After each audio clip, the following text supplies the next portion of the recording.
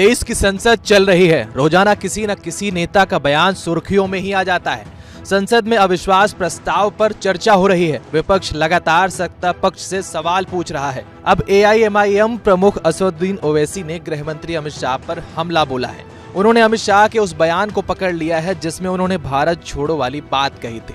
सुनिए पहले गृह मंत्री अमित शाह ने लोकसभा में क्या कहा था।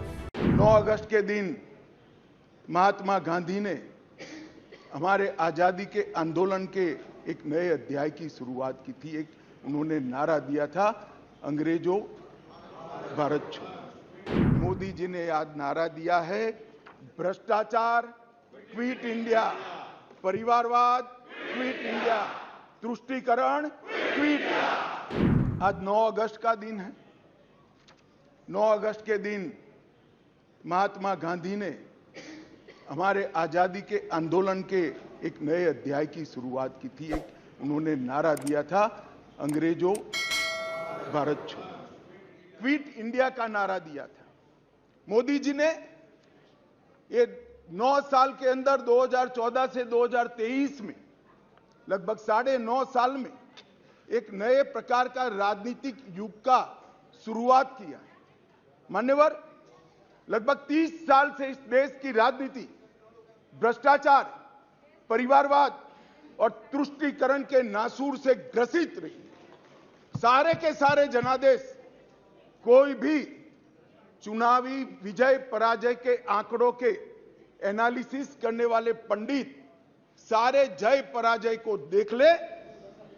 मोदी जी के 2014 के विजय के पहले सारे जय पराजय या तो भ्रष्टाचार से प्रभावित थे, भ्रष्टाचार किया इसको हटाने के लिए आए, या तो परिवारवाद से प्रभावित थे, परिवारवाद के पीछे जातिवाद का एक अनवरत संतान भी होता है, और तुष्टीकरण से प्रभावित जनादेश थे। भारतीय लोकतंत्र को ये 3 नासूरों ने घेर लिया था।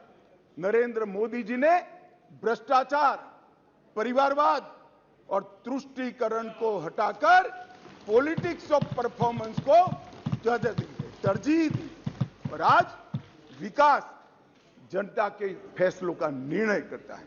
मगर फिर भी कहीं कहीं दूर तक भ्रष्टाचार भी बैठा है, बच गया है, परिवारवाद तो दिखाई ही पड़ता है, और तुष्टीकरण की राजनीति भी चलती है। इसलिए मोदी जी ने आज नारा दिया है, भ्रष्टाचार क्विट इंडिया, परिवारवाद क्विट इंडिया, तुष्टीकरण क्विट इंडिया। बस अमित शाह की इसी स्पीच पर ओवैसी ने सवाल खड़े कर दिए। ओवैसी ने कहा, कल हमारे गृह मंत्री ने कहा था कि भारत छोड़ो। अगर इन्हें पता चल जाए कि भारत छोड़ो का नारा एक मुसलमान ने दिया था तो वे भी नहीं बोलेंगे। स्पीकर सर, मैं कंक्लूजन में अभी कल हमारे होम मिनिस्टर ने कहा था, क्विट इंडिया। अगर इनको मालूम हो जाए कि क्विट इंडिया का नारा एक मुसलमान ने दिया था तो वो भी नहीं बोलेंगे। वो नहीं मालूम था उनको। उसका मैं कंक्लूड कर रहा हूं, उसका नाम यूसुफ मेहर अली था सर। यूसुफ मेहर अली ने क्विट इंडिया का नारा बनाया, जिसको महात्मा गांधी ने सारे देश में एक पैगाम किया। मैं कंक्लूड कर रहा हूं सर, इस देश में अगर आज क्विट इंडिया करना है तो कहना पड़ेगा चाइना क्विट इंडिया।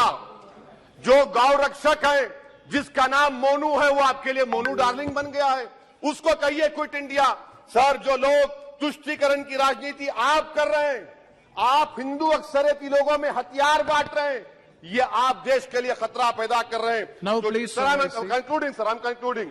इसीलिए हम आपसे अपील कर रहे हैं कि हुकूमत से कह रहे हैं कि आप जो सियासत कर रहे हैं, इससे नुकसान देश को होगा।